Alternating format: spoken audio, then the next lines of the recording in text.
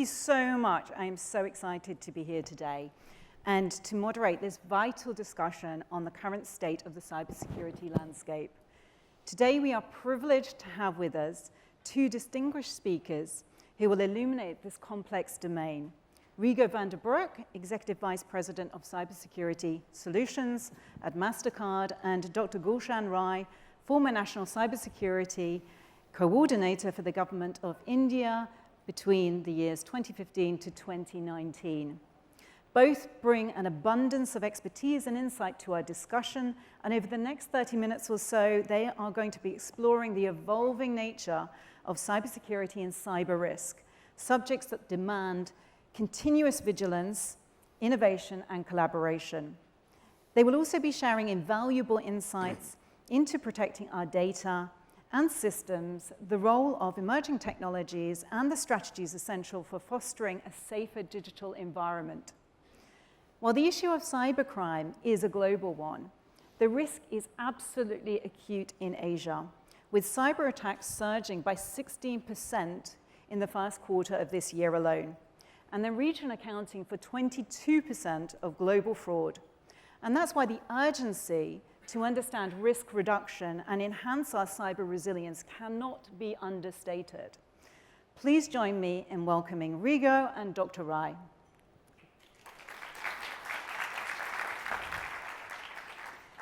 Rigo, considering the current landscape, can you tell us what trends you're seeing?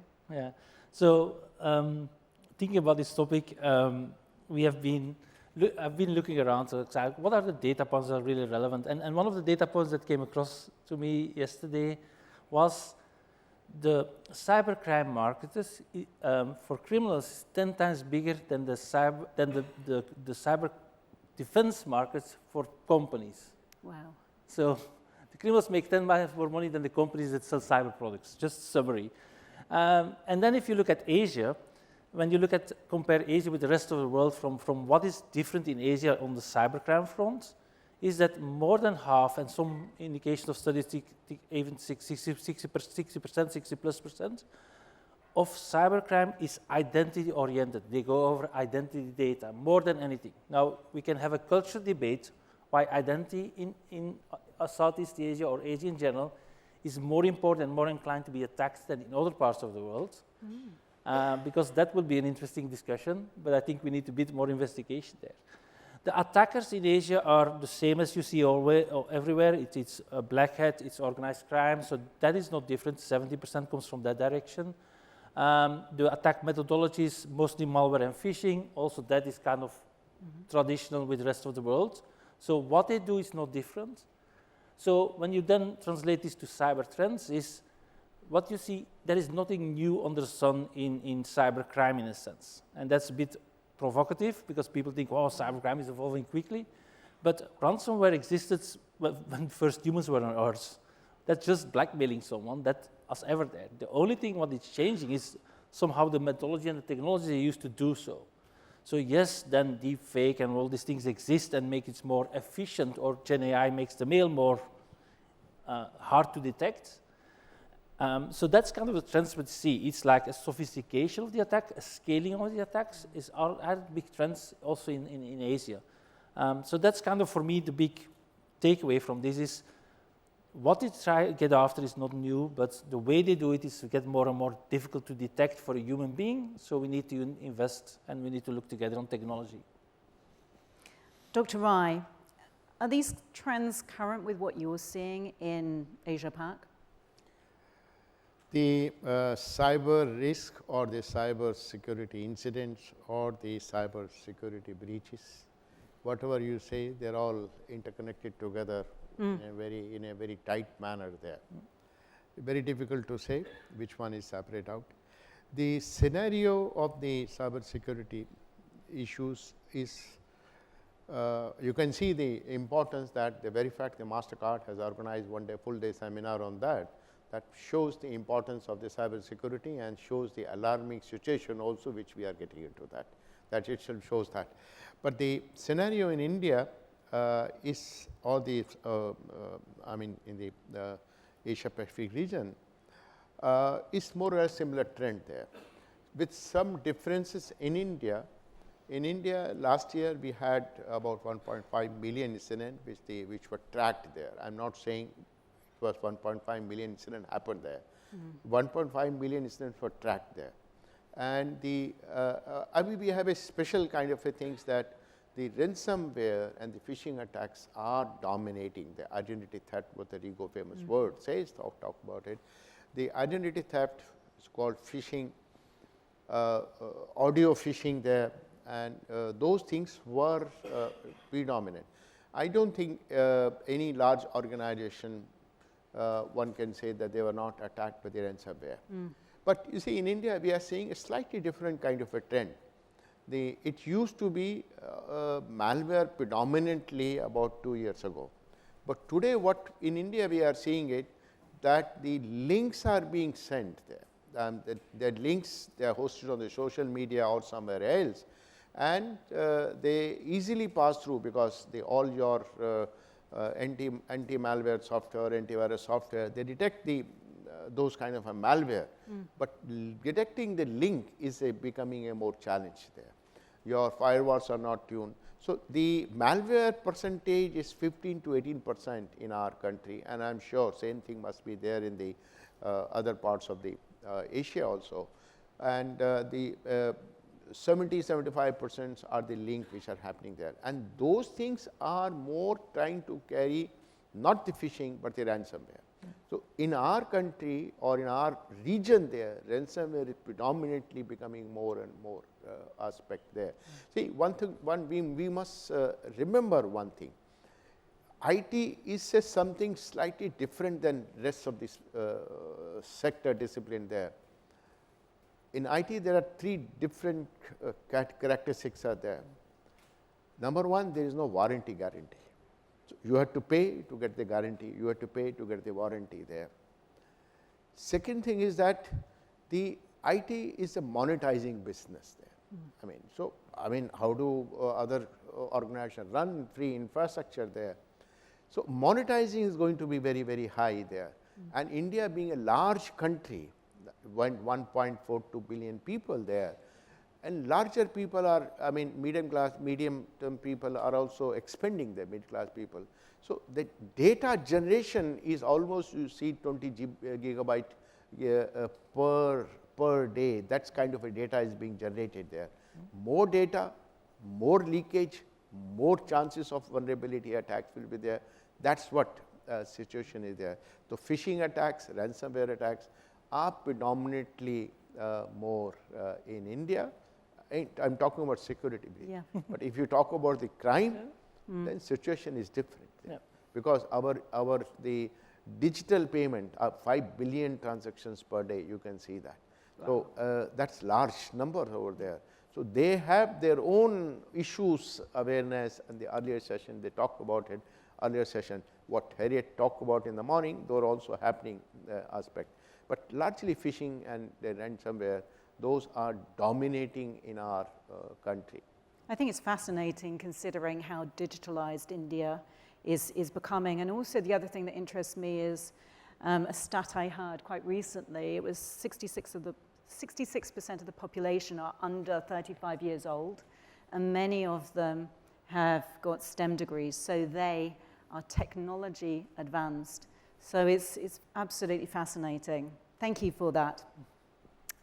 Okay, so cybersecurity's distinctive feature is its continuous evolution, creating significant challenges for both businesses and consumers as threats keep evolving. This brings me to my next question, and it's about how we are adapting our approaches and collaborating with others to stay ahead of the threats. Dr. Rai, I'm going to come to you first. In spring this year, Mastercard and the Monetary Authority of Singapore signed a memorandum of understanding to enhance cooperation in cybersecurity. Then in the summer, another was signed with CERT-IN to enhance cybersecurity in financial organizations. Given your 30 years of experience on advising e-governance and policy, how important do you see collaboration between the public and private sectors to develop effective cybersecurity solutions, and where do we need to do better? See, bang on the point there. When I started the CERT in 2005, an Indian CERT, we started there. The first thing we realized that the whole cyberspace is uniform space there. It does not distinguish between a military application or the civil application or the private sector or different sector there.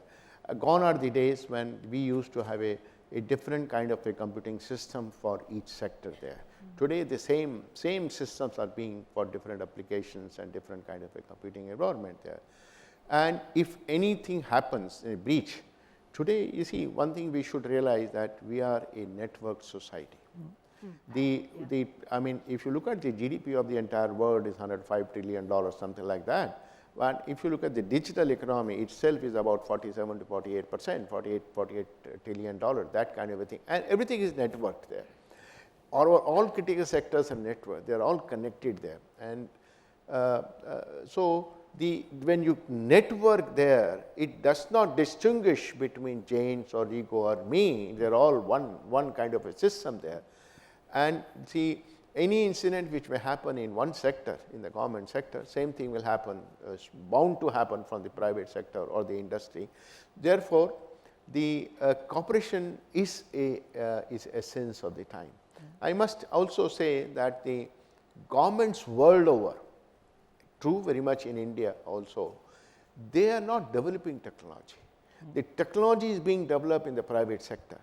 And the innovations are happening so fast that you cannot address any issue which you face because of the technology without taking cooperation from the private sector or the company which has developed that.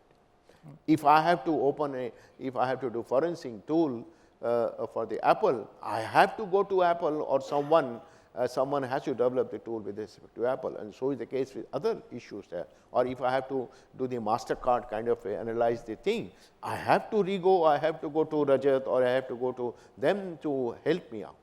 And it's keeping in that, Mastercard did organize, and they are they did a collaboration with the CERT there to take the help one-to-one. Second, through the CERT, they are also organizing a training program for the police officials. Yes. Because the ATM frauds are happening more and more there, credit cards happening from more and more. If they have to understand, they have to take the data, they have to go to the Mastercard. So, in all practical purpose, for addressing the issues, developing technology, how to use technology, I think today the very strong collaboration between the government and the private sector, the public sector need to be there. We cannot manage without that. And as a private sector, we count on the public sector for a few things. First of all, you want the cooperation with the policymakers to kind of see if just by sales you can't solve everything, and there is a part of population you can't reach or a part of companies you can't reach. Regulation can help, and in that way that can only be done by the public sector. The second thing is, if you have to put prisoners in jail, we can't do it as a private sector. We need a public sector, so cooperation on law enforcement is critical. And thirdly, I think you also need a dialogue and a cooperation on bringing down adverse sites or bot sites or IP addresses that are used for by criminals. To bring them down, you need also cooperation with the public sector. See, government gives the governance. The knowledge, innovation comes from the industry.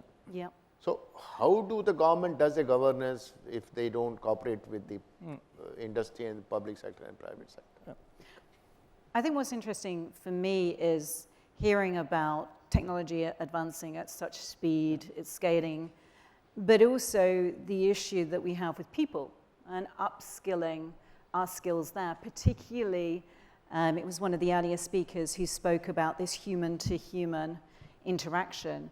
And we had a conversation, Rigo, just a few minutes before stepping on stage about the obligations of other partners out there, and not shaming and blaming them, but actually doing better business together, because we really do have to step up, when it comes to both our technology and also our people skills, so that we can actually collaborate better to safeguard our organizations. Rigo, what's your thoughts on that? Yeah, our take on this is very, we should think about this because deepfakes, they were mentioned before, or whether or not it's voice and so on, are not today a dominant way of doing cybercrime. Just be aware, it's like a niche play.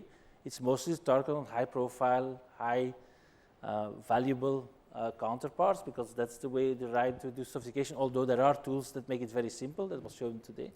The challenge is that for a normal person, it will be harder and harder to detect. So, which means your defense technologies needs to also be AI-based and scalable to detect them more automatic. And I think as private sector, as banks, as all the audience here, we need to do an effort to help our consumers, our SMEs to be better protected.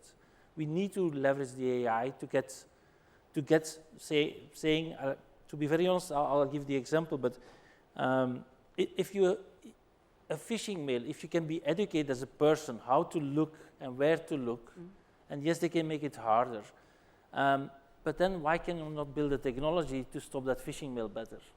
And why you still get phishing mails in your mailbox, or at least get not a flag on some mails that say, think 3 times. And that's what I see our role to be, to work on, is not work in silos, but start cooperating across industries.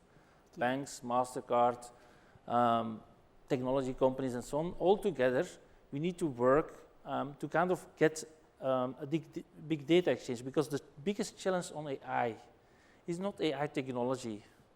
The biggest challenge on AI is finding the right data, first of all, to see what data set can predict something, and then also to validate that the prediction of the outcome being you're hacked is valid.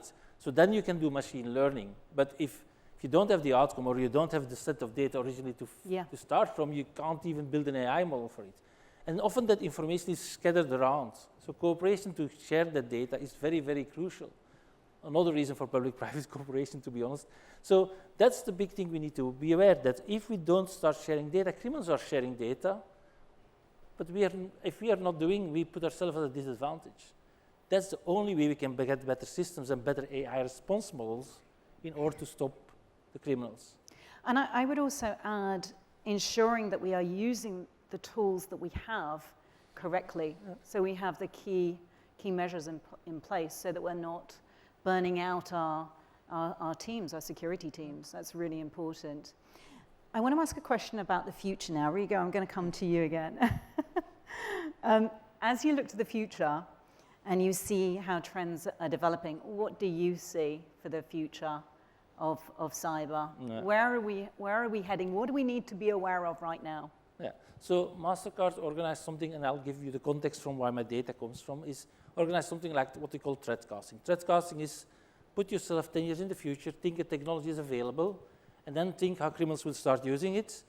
And if you know that, you then try to figure out what are the indicators that the technology is getting ready so that they can take action now. So one of the things that is happening now is, so 10 years from now, there's a big likelihood that quantum computing will be a real thing. Now, debate, some people think it's ready now, I don't think so, but if it's ready 10 years from now and criminals get hands on it, criminals are now already anticipating that. Criminals today are collecting data, encrypted data, with today keys, which are not quantum resilient, and are waiting 7 to 10 years, mostly on identity data, let's take ASIO in mind, to then 7 to 10 years from now, when they have the encryption keys, when they can crack the keys, to crack it.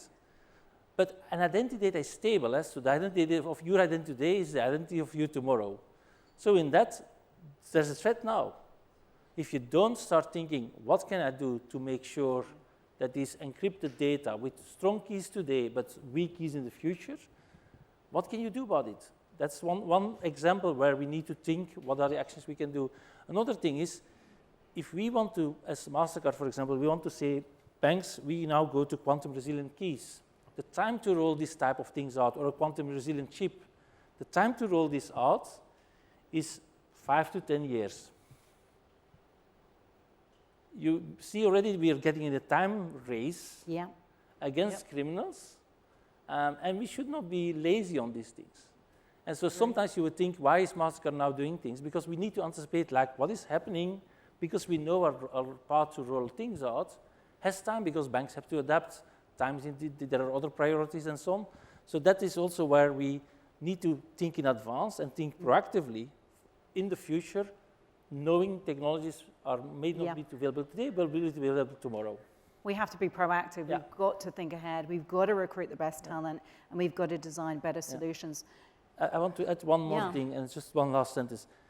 What I see crucial in the banking sector is I see still a lot of debate around, but this cybersecurity topic is a responsibility of the CISO. It's not true. It's everyone's business responsibility to keep their business safe and sound. Yeah. And that's the reason why every person should be a cyber person, a cybersecurity person. I agree. Because if you run a car business, if you run an acquiring business, you need to be on top of this game. You need to understand cybersecurity because it's your customer that is victimized, and you have to solve the problem if he is breached. So that's the reason, make cybersecurity part of your life day to day. Yeah, it's a shared responsibility. Yeah. Great point there. Dr. Rai? No, see, no doubt, I certainly support what Rigo has said it. I must say that the cybersecurity issues are going to become more challenging as the time we go on there. But I'm not a pessimistic, I'm an optimistic person there. Today, the situation is different, and after 5 years, the situation will be different there. If we really understand the root cause of the issues which we are facing in today, see, today world is a heterogeneous world. Devices are there with a different kind of a software, different environment kind of a thing. And every company is in a rush to introduce a product because of the high cost of the R&D investment creating a product. So product is not tested so perfectly as it used to be 20 years ago. Yeah. So the heterogeneity, non-testing of the software, and top of this, see, so today's security is where vulnerability in the product. Second, the interface is there, where you have heterogeneity, you have so many interfaces there. Those are creating the issues in the security there.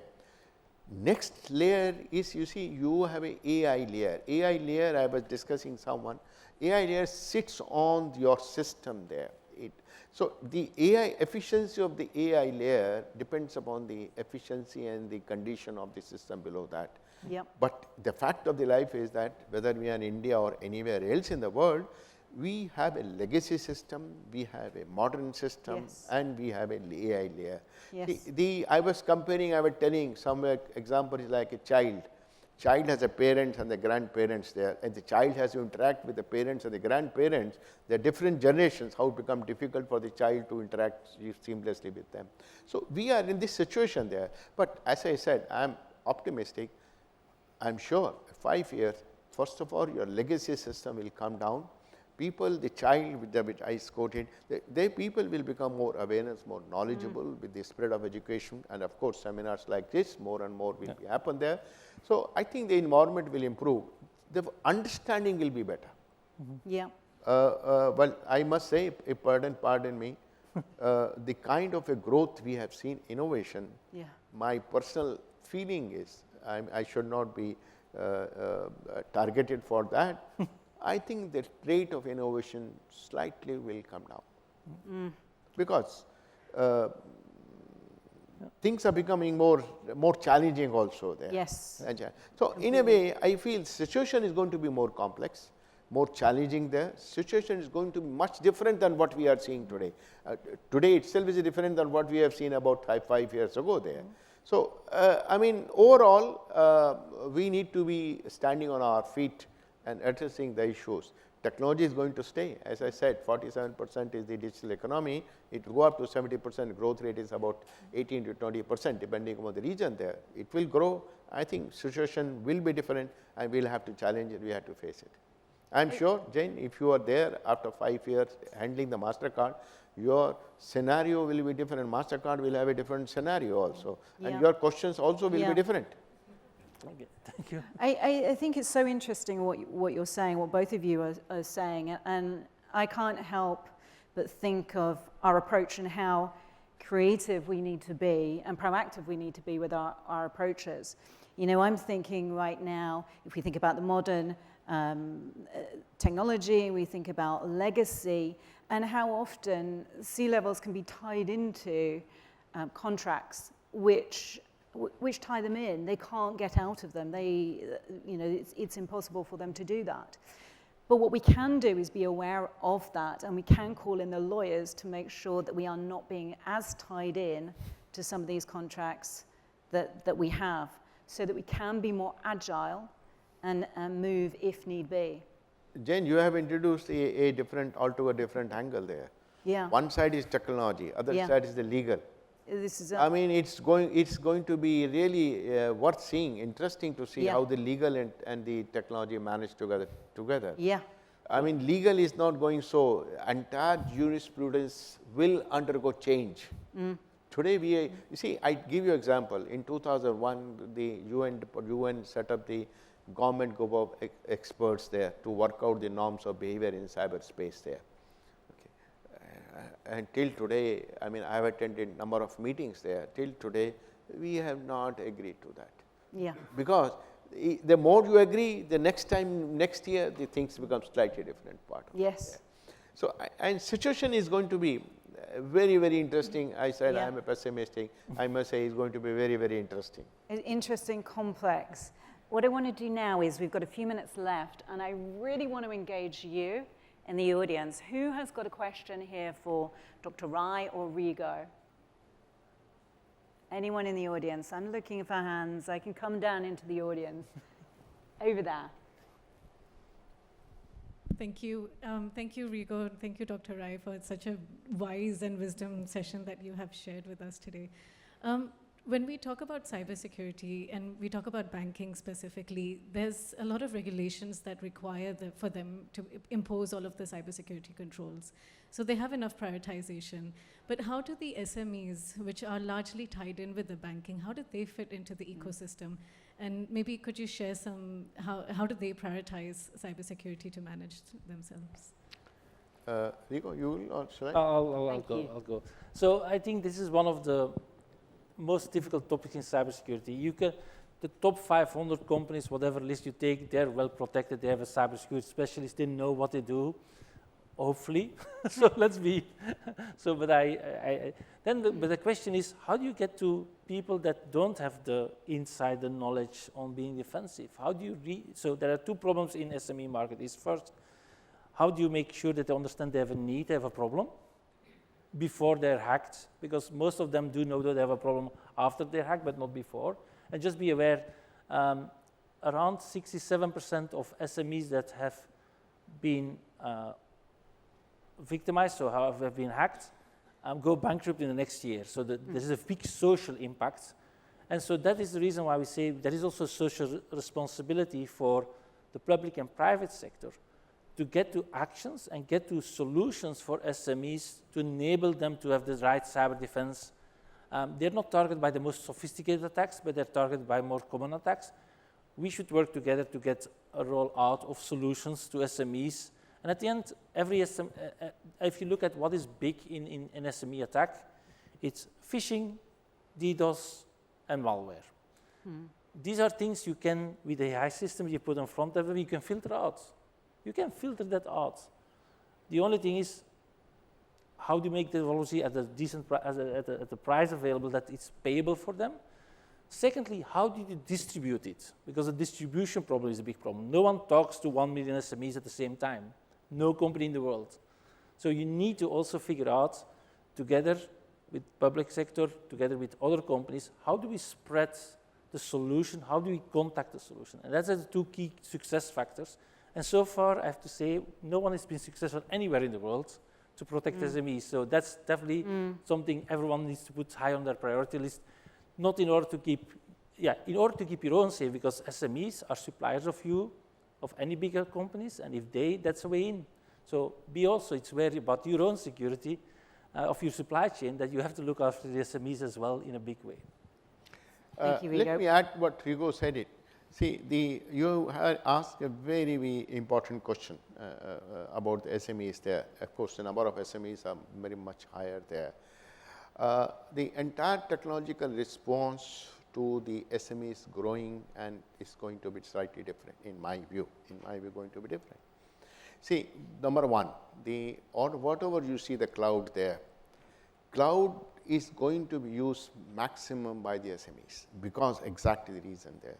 The second factor why they will use more cloud is that the compliances are becoming more on the responsibilities of the organization. The compliance doesn't see whether it's SME or large sector or small sector. The compliances are there. Controls are controls over there. Common across the globe, they say ISO 20001 need to be operated there. The banks say Basel function 4 or Basel function 3 need to be operated there. And the bank itself will direct SMEs, you comply with my standards there. So, the SMEs will get into the compliance aspect there, but then they are SMEs, they are not the large banks or things there. So, I think the whole thing will shift. The clouds will cater to more to SMEs there, large organizations there like a Mastercard or Bank of America or State Bank of India or whatever it is there. I think they are going to have their own system because they are in a position to do that. So, controls will largely be handled partly by SMEs, by them because they are answerable to the corporate thing, but largely by the clouds there. That is number one. Second thing, that the role of outsourcing agencies have gone up over a period of time because of SMEs also. So, I think the role of the those outsourcing agencies in between coming, this security operations center, those will go up. Those will go up. So, I think the entire scenario is going to be slightly different. Thank you so much. Thank you so much. Absolutely valid points from both of you. We are a little bit over time, so if you have any questions for Rigo or Dr. Rai, please come and find them afterwards. Thank you so much, and thank you for asking questions.